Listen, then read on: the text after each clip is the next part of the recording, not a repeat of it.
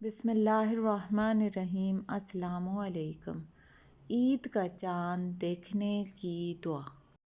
حضرت عبداللہ بن عمر رضی اللہ عنہ بیان کرتے ہیں کہ حضور نبی اکرم صلی اللہ علیہ وآلہ وسلم چاند دیکھنے کے بعد یہ دعا مانگتے تھے: اللہم احلہ علینا بالامن والایمان والسلامۃ والسلام والتوفیق لما تحب وترضی ربنا وربک اللہ۔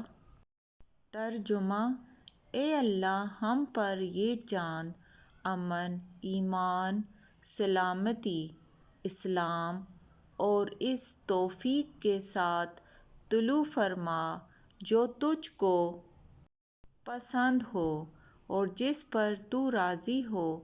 اے چاند، ہمارا رب اور تیرا رب اللہ ہے۔